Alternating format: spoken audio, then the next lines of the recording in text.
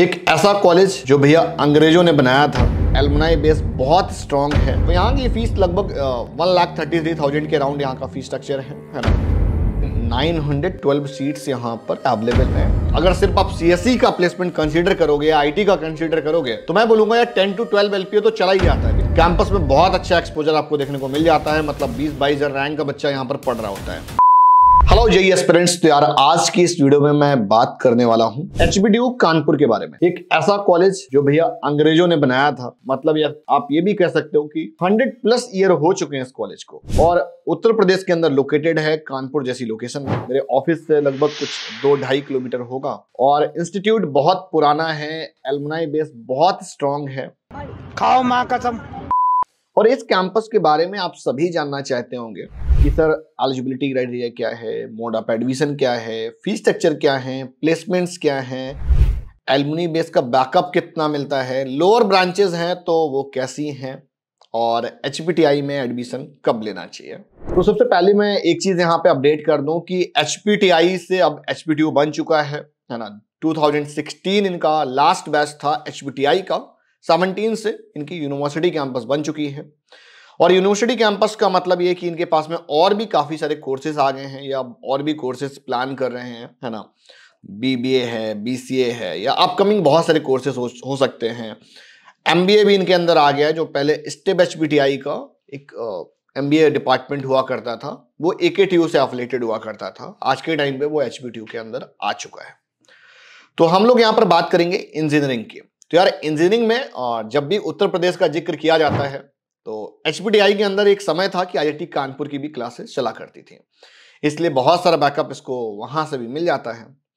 और alumni base मैं सबसे पहले बताना चाहूंगा, मतलब स्टार्टिंग यहीं से करूंगा। तो यार सबसे पहले दिनेश कुमार बत्रा जो भारत इलेक्ट्रॉनिक्स लिमिटेड के डायरेक्टर हैं, है ना। उसके बाद गेल इंडिया लिमिटेड के जो चेयरमैन और मैनेजिंग डायरेक्टर हैं डॉक्टर आशुतोष, वो भी यहीं से पास आउट है। उसके बाद में राजीव सिक्का जो करेंटली अभी सीईओ हैं Indian oil gas private limited के, है ना। और मुझे लगता है यार कि बहुत सारे पुराने रिनाउंड इंस्टीट्यूट के मैनेजिंग डायरेक्टर्स, फाउंडर्स मतलब भी एचपीटीआई से हैं। तो एक पूरी कंप्लीट लिस्ट है ना। आप इसको देख सकते हैं, स्क्रीन पर आप सभी को दिख भी रहा होगा। और एक अनिल खंडेवाल हैं जो मैनेजिंग डायरेक्टर रह चुके हैं बैंक ऑफ बड़ौदा के, है ना। और डॉक्टर विनय कुमार पाठक जो वीसी रह चुके हैं एकेटीयू के, तो वो भी यहीं से पास आउट हैं। तो यार मतलब इस तरह से मतलब बहुत सारे लोग हैं, एक पूरी लंबी लिस्ट बन जाती है। मैंने काफ़ी सारे लोगों के यहाँ से नेम लिए आप सभी को। यहाँ के एलिजिबिलिटी क्राइटेरिया मैं आपको बता दूं कि अगर आप यूपी से हो तो उसके लिए आपको डोमिसाइल देना पड़ेगा, या आपकी 10th 12th यूपी से होनी चाहिए, पहली चीज। दूसरा 5% सीट अदर स्टेट वाले स्टूडेंट के लिए भी हैं। तो अगर आप अदर स्टेट से हो तो आप अप्लाई कर सकते हो। कम अगर टोटल नंबर ऑफ सीट्स की बात करें 912 सीट्स यहाँ पर अवेलेबल हैं। और यहाँ का जो सीट मैट्रिक्स है वो as per the following reservation, because यहाँ पर सब कैटेगरी भी है, फ्रीडम फाइटर की भी है ना, और डिफेंस की भी है, और रिमेनिंग जो नॉर्मल कैटेगरीज है उनकी तो रहती है। अगर मैं एकेडमिक एलिजिबिलिटी क्राइटेरिया की बात करूँ कि 12वीं का क्या क्राइटेरिया भाई, तो इनके जो ब्रोशर में दिया हुआ उनके वर्ड्स में आपको एक बार बता दूं रीड करके। The candidate must have clearly passed intermediate 10+2 qualifying examination from Uttar Pradesh UP board और any other recognized board university with a minimum of 5 subject in physics and math और compulsory along with one of the subject with chemistry, या जो भी आपको optional subject होगा। बहुत जगह मतलब chemistry consider as an optional subject, तो ये तीनों कंसीडर तो होंगे ही होंगे 5 सब्जेक्ट के अंदर, रिमेंस 2 कोई भी हो सकते हैं।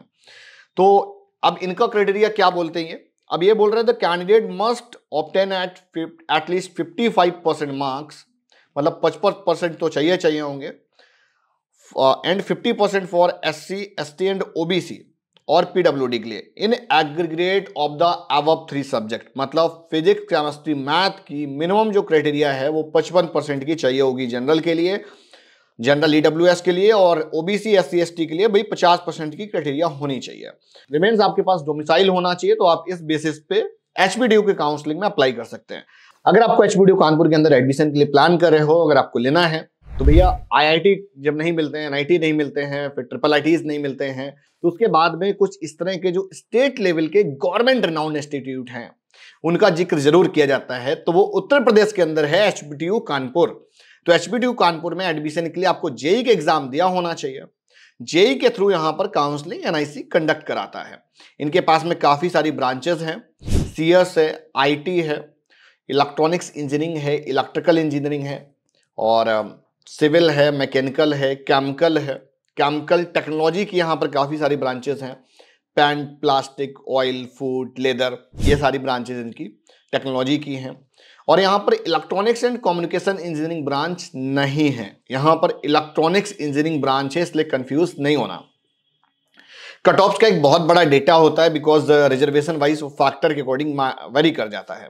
तो इन जनरल अगर आपको यहाँ पर सीएस ब्रांच में एडमिशन चाहिए और आप जनरल कैटेगरी से आते हैं तो कुछ 22,000 के आसपास आपको लास्ट रैंक चाहिए होगी। अगर आईटी ब्रांच चाहिए तो 28,000 के आसपास चाहिए होगी।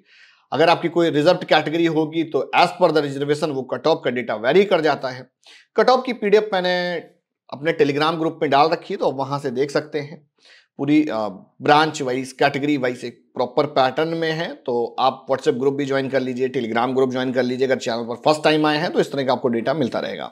तो एचबीटीयू में कानपुर में अगर आपको एडमिशन लेना है तो यार मेरे बहुत सारे बच्चे काउंसलिंग किए हुए वहां पर पढ़ रहे हैं, मतलब तो पास आउट भी हो गए जो बहुत पहले एडमिशन कराए थे।